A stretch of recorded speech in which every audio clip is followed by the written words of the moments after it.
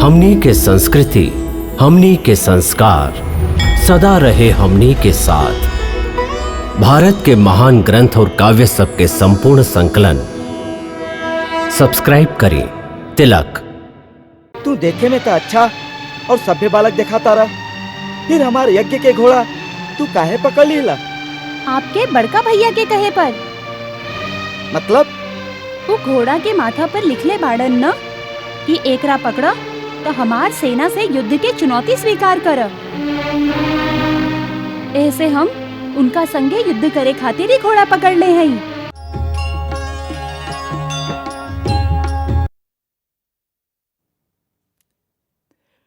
महाराज के जय होके आज रात के यहीं में छावनी डाल देले हैं।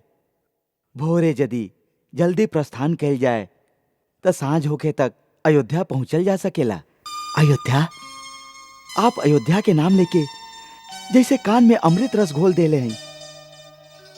कितना मोहिनी बा है नाम में। मन करता पंख लगा के अब ही वहां पहुंच जाई। वाल्मीकि आश्रम यहाँ पास में ही बा। अब तो अयोध्या पहुंच गली ई समझी।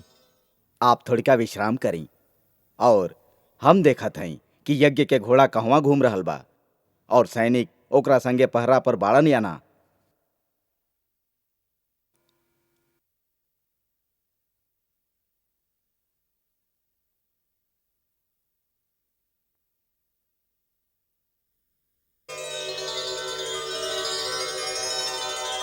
ला भैया वो देखा कितना सुंदर घोड़ा बा।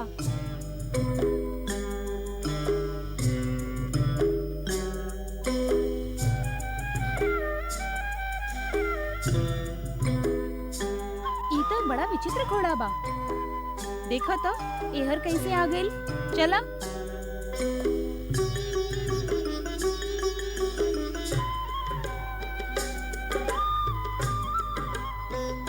देखा देखा लव भैया, एकर माथा पर एगो सोना के तख्ती बा, ऊपर कुछ लिखल बा।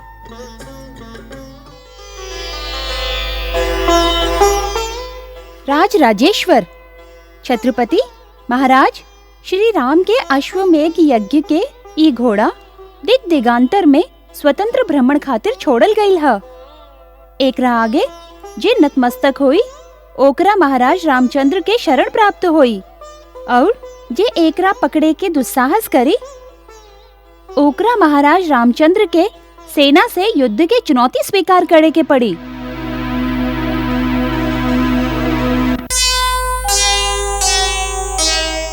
आहा, युद्ध के चुनौती बा। तब तो हमके एकरा स्वीकार करे के ही पड़ी। हम एकरा पकड़त हई। का करता रहा लव? महाराज राम के चुनौती स्वीकार करत हई। बाकी भैया हमके एकरा से का लाभ? गुरुदेव कहेलन जे सच्चा क्षत्रिय होला ओकरा तो हर युद्ध की चुनौती स्वीकार करे के ही पड़ेला। यह क्षत्रिय धर्म बा। हम तो क्षत्रिय पुत्र हैं और ये घोड़ा भी आपन माथा पर युद्ध के ललकार लेके घूम रहल है। हम एकरा स्वीकार करत हई। और ऐसे भी ई तो बहुत अच्छा अवसर आ गइल हाथ में। कुश भैया के महाराज राम से कुछ प्रश्न पूछे के रहे। जब महाराज राम युद्ध खातिर आई हैं, तो कुश भैया उनका से प्रश्न भी पूछ ली हैं। महाराज रामचंद्र स्वयं तो ना आई है, उनकर सेना आई और हमार चटनी बना दे। लव भैया एकरा छोड़ दी, हमके अपन प्राण नहीं के गवावे के। अरे लव के होकर के तो हार चटनी बना सकेला। डेरा मत, आवे दे जेकरा भी आवे के बा। चलो हम ही घोड़ा के आश्रम में ले जाके बांध देते हैं। चलो।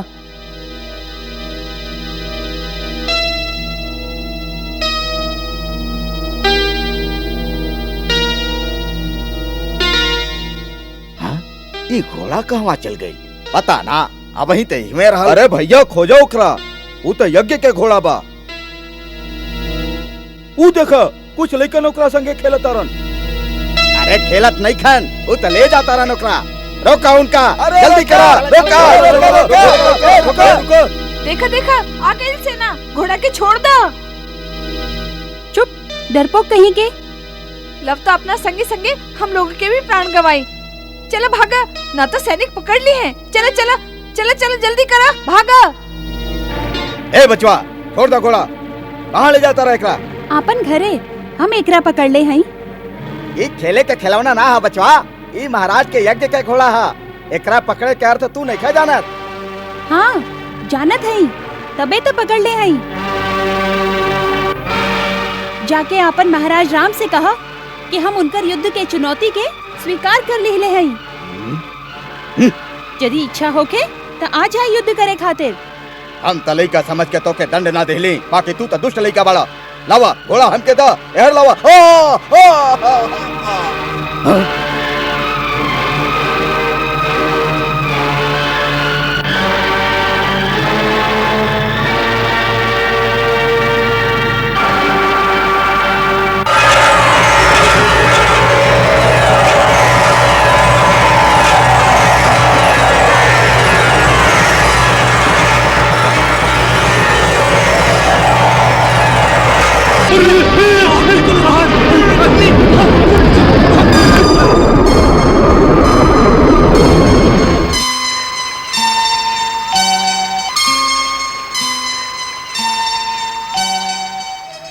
का कहतारा एगो कुमार से डेरा के हमार हृष्ट पुष्ट सेनानी धुन दबा के भाग गईलन है। सेनापति जी, ऊ मुनि कुमार साधारण नहीं खन, ऊ तो स्वयं एगो आंधी दिखाई देलन, सांप जैसन पुकारेलन।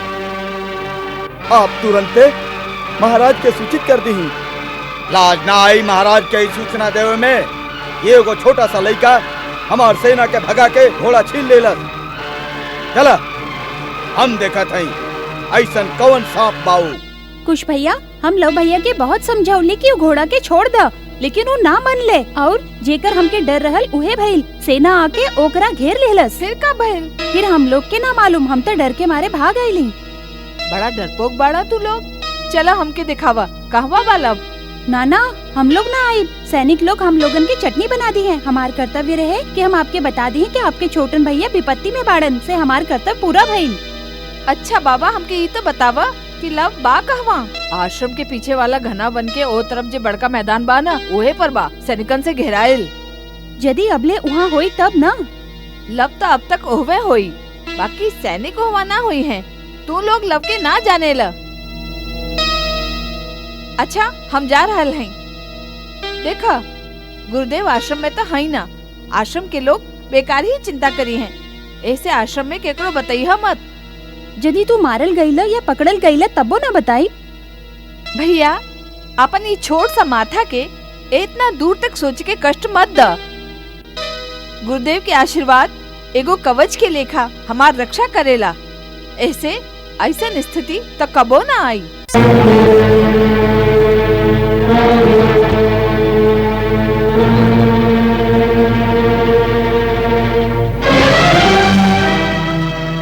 छोड़ दे घोड़ा के।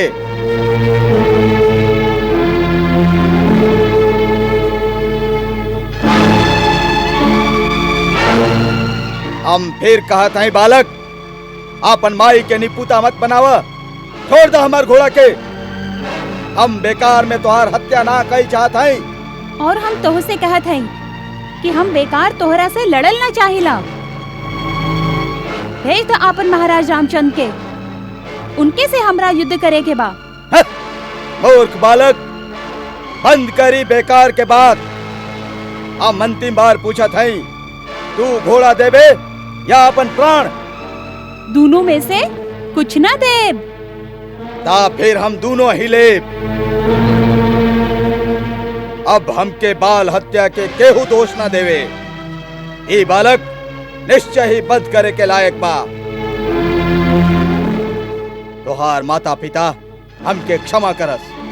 अरे दोष से पहले ही क्षमा मांग रहल है। सेनापति जी, पहले बाल हत्या तो कर ली ही।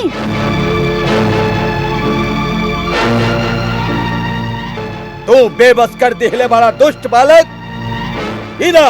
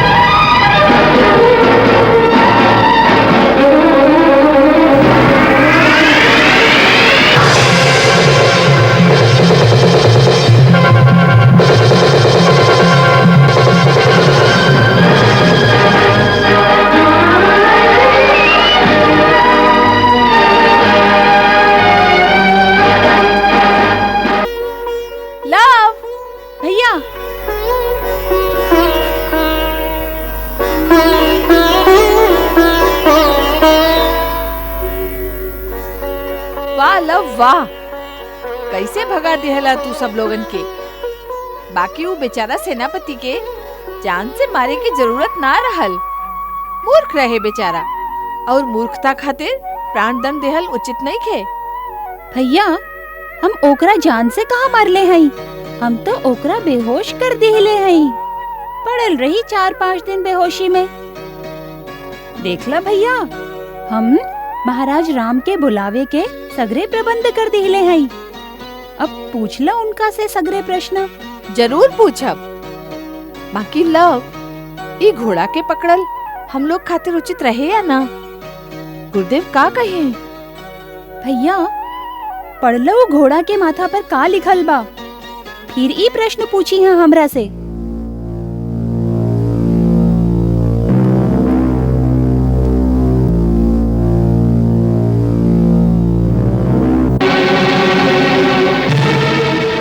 का कहता रहा? सेनापति कालजी घायल हो गेलन? जी महाराज।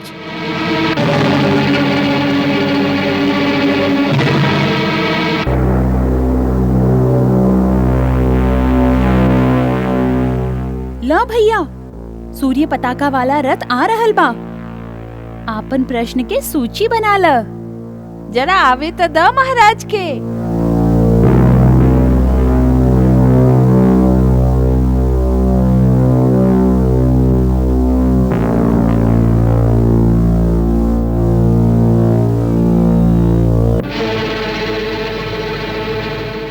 हम सुनले रही कि एक ही बालक है, तू तो दूगो बड़ा। चिंता मत करी, आपसे एक को लड़ी। आप ये बतावे के कृपा करी कि का आप अयोध्या नरेश महाराज राम हैं? ना। ना? तो फिर ये आप रथ पर सूर्य पताका लगा के काहे घूम रहल हैं? लोगन के भ्रमित करे खातिर? ना, ई सूर्य पताका हमार रथ पर ऐसे बा कि हम महाराज श्री राम के छोट भाई शत्रुघ्न हैं। कुश भैया, ये छोट भाई बाड़न, इनका हमरे हवाले कर दी। तू देखे में तो अच्छा और सभ्य बालक दिखाता रहा, फिर हमारे यज्ञ के घोड़ा तू काहे पकड़ लीला? आपके बड़का भैया के कहे पर। मतलब? वो घोड़ा के माथा पर लिखले बाड़न न कि एकरा पकड़ा तो हमार सेना से युद्ध के चुनौती स्वीकार कर। ऐसे हम उनका संगे युद्ध करे खातिर ही घोड़ा पकड़ ले हई, उनकर छोट भाई से ना। आप जाई और उनका हमार संदेश दी कि हम उनकर युद्ध के चुनौती स्वीकार कर ले हई। ऐसे आ जाए रणभूमि में।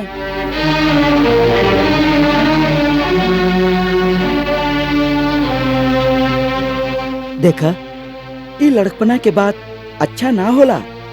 ई घोड़ा यज्ञ के बा, एकरा छोड़ दा। तुहार अवस्था के देख के हमके दया आवता, हम तुहार दूसरा अपराध क्षमा कर दे।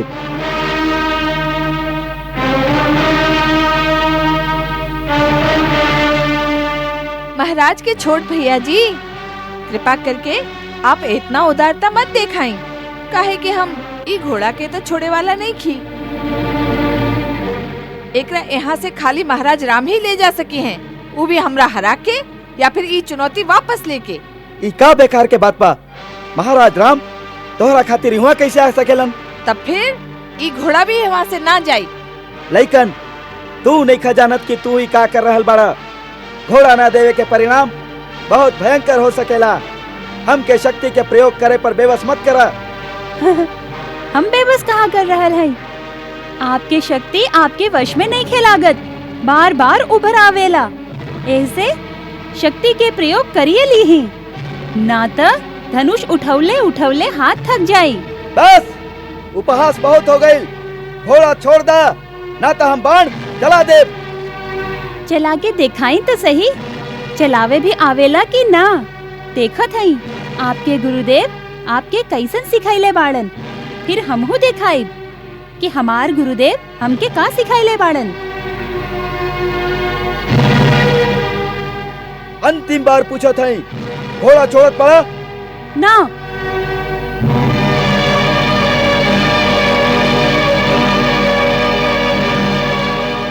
बेबस हई, हमार कर्तव्य बा घोड़ा के छोड़ावल।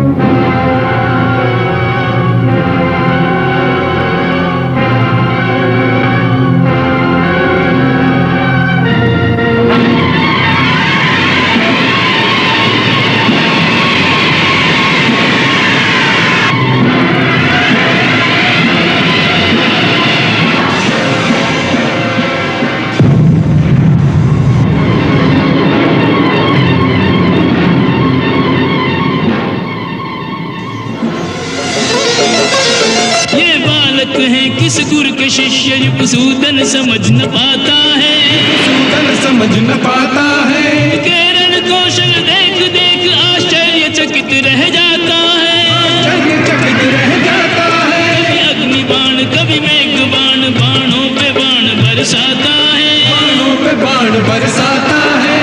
दो वीरों के तीरों से हर तीर विफल हो जाता है, हर तीर विफल हो जाता है। ये तेजवंत ये शक्तिमान कैसे भी हाथ न आवे, तीरन से काटे तीरन को तीरन पे तीर चलावे। लव कुश परमवीर बालक शूरवीर।